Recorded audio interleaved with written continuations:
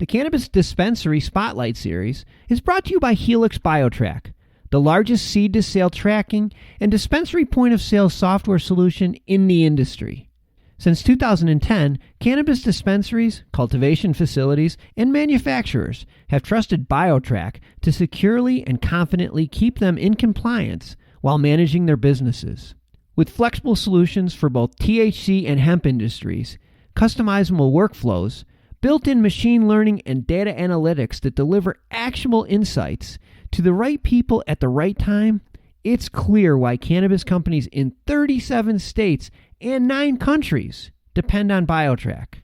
For comprehensive cannabis software and business solutions that cover the requirements of compliant seed-to-sale tracking and data reporting in every state, there's really only one choice: Biotrack. Go to biotrack.com today for secure cannabis software solutions that you can count on.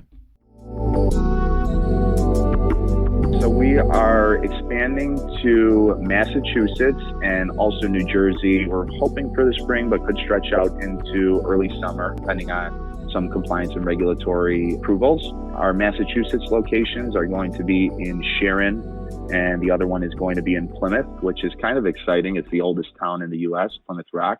And then the other is Elizabeth, New Jersey. From MJBulls Media, it's the Raising Cannabis Capital Show.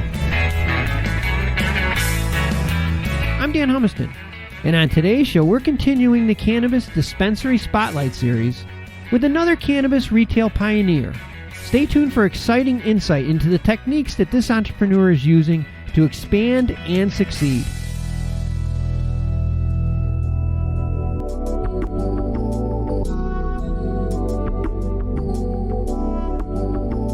Today in Raising Cannabis Capital, we are continuing this month's Cannabis Dispensary Spotlight Series with Anthony Marsico from Zen Leaf Dispensaries. Anthony, welcome to the show. Hey, thanks for having me. Excited to be on. I'm excited to have you on, too, just by the fact of how many locations and how many states you guys are in. I mean, we have a lot to talk about today. I'm going to make sure we touch on everything. So let's just start at the beginning. Where did you guys start?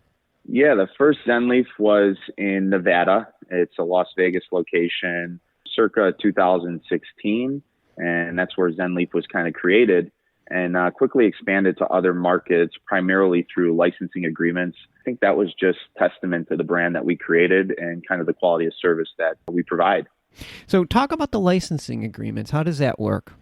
So in most markets, we look for strategic partnerships, local partners who have licenses, who are engaged in operations, and we offer assistance through our brands with respect to the way we operate, education, knowledge, customer service, bring all of those aspects to these emerging markets. So similar to like a franchise, but maybe not at the same level of structure. Is that the way it works?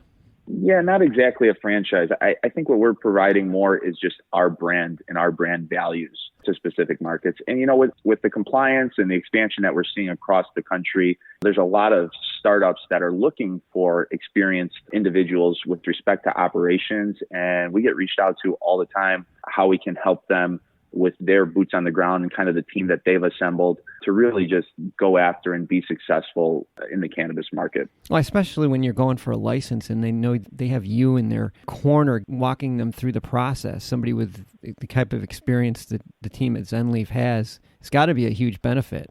Yeah, for sure. I think one of the biggest things that we see as an obstacle is compliance. When people see the front side of a dispensary, they don't realize everything that's going in on the back end with respect to supply chain, ordering, badging process, hiring, and really, you know, what we pride ourselves on at Zen Leaf is, you know, education.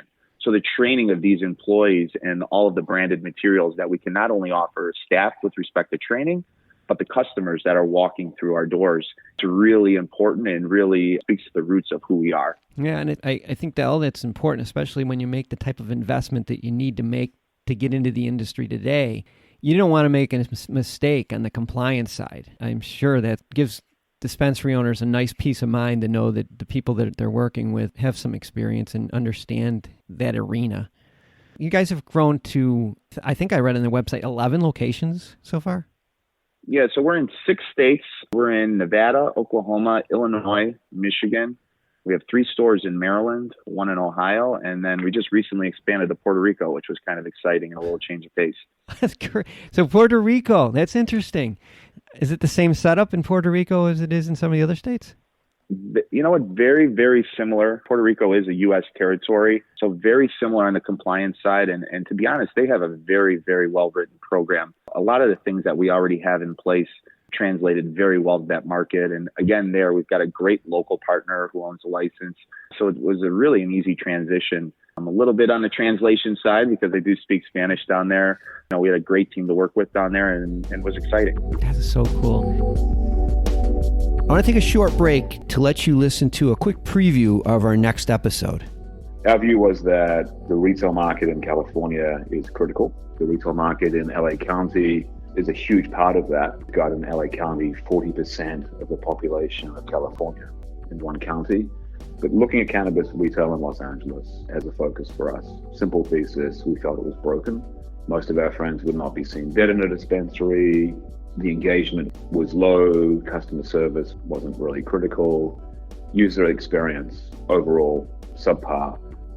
Tune in on Sunday to hear the next episode of the Biotrack Cannabis Dispensary Spotlight Series with Tim Dodd from Sweet Flower. And now let's get back to today's show.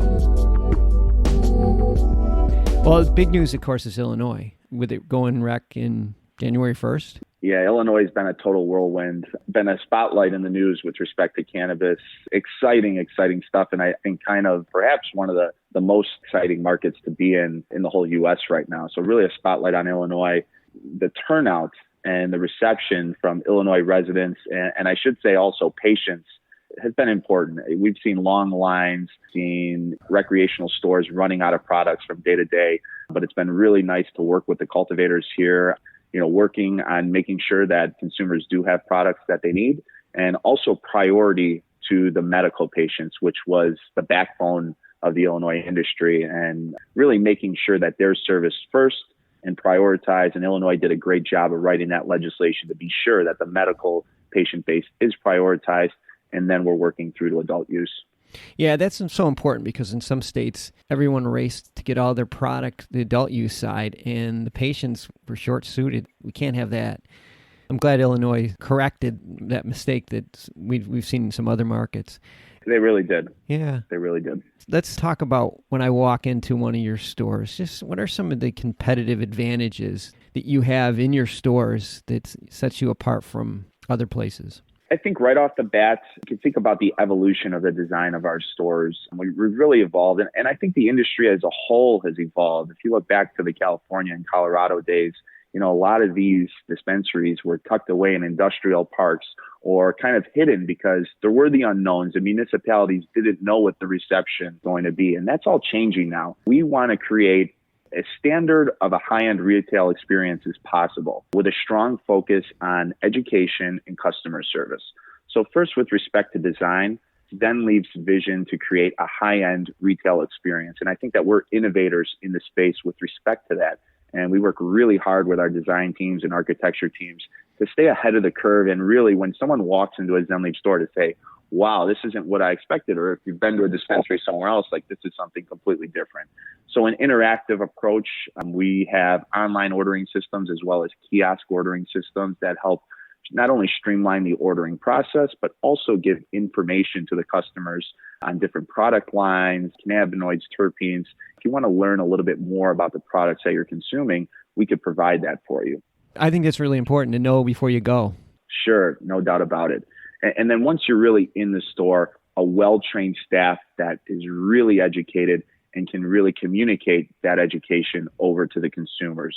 You know, we really, really pride ourselves on education and customer service. And I kind of always been of the belief that if you know what you're talking about and you could do it with a smile, you're going to win. Yeah. You know, so it's doing business the right way. And we're treating this just like any other business. We're just selling something a little bit different. And a lot of times, especially in the new markets, these are people that have no idea what to expect when they walk in. They have this predisposed idea of what to expect. So when they walk into your stores, it's not an uncomfortable situation for these people to be in. And I think that makes a world of difference. For sure. And, that's something, especially in the medical markets, all of our patients have to fill out a new patient intake form. And right on there, we ask them to kind of gauge their cannabis knowledge. And we service everyone from someone who has never tried cannabis, doesn't know anything about it, and is just seeking some sort of relief from a qualifying condition, all the way up to a cannabis connoisseur, as we like to call them. So we need to make sure that our staff is educated enough to speak to both of those customer bases and everyone in between. So it's really important, exactly like you said, that first and foremost, anyone who walks in our doors is going to feel comfortable. I think that's so important. And you're not just for your company, but for the entire industry. If you do it right, you set a good example for the entire industry. Let's talk about your expansion plans. You're at 11 locations in, I think you said 6 states. What's next? So we are expanding to Massachusetts and also New Jersey. Our Massachusetts locations are going to be in Sharon, and the other one is going to be in Plymouth, which is kind of exciting. It's the oldest town in the U.S., Plymouth Rock. Sure. And then the other is Elizabeth, New Jersey. So super excited about those 2 markets. Again, 2 of the hottest markets in the country. Massachusetts just recently went to adult use, so that market is just booming. Being in the Boston area, a lot of history and just a really cool city. And then Elizabeth, New Jersey, which is a thriving medical market, but a lot of buzz in New Jersey about potentially shifting to adult use as well. So really excited about those 2 markets and really excited about bringing our experience in both the medical and adult use markets to those states. I think you're right. I think Massachusetts is a home run. New Jersey, it's got to happen. They've been talking about it. Everything's teed up. They just need to get out of their own way and just do this. It's so irritating. The name of our show is Raising Cannabis Capital. I'm not sure. Are you guys going to raise capital? Are you currently raising capital?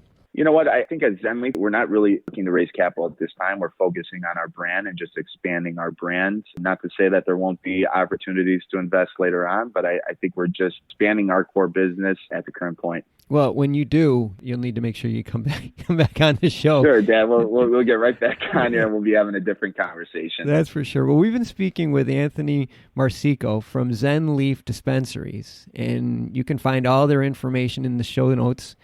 We're also on at MJBulls.com. Anthony, great talking to you today. Super exciting what you guys are doing. Good luck. Dan, thanks so much, and come back anytime. Let me know. Sounds like you'll definitely be back. Today's show was made possible by the generous support of our sponsors, like Alt36, the country's premier blockchain payment processing platform that's providing dispensaries and its customers with a safe and secure payment option other than cash. To learn more, go to alt36.com. Today's podcast was produced by MJBulls Media, the industry's premier cannabis podcast network, with original music produced in part by Jamie Humiston. I'm Dan Humiston, and you've been listening to the Raising Cannabis Capital podcast.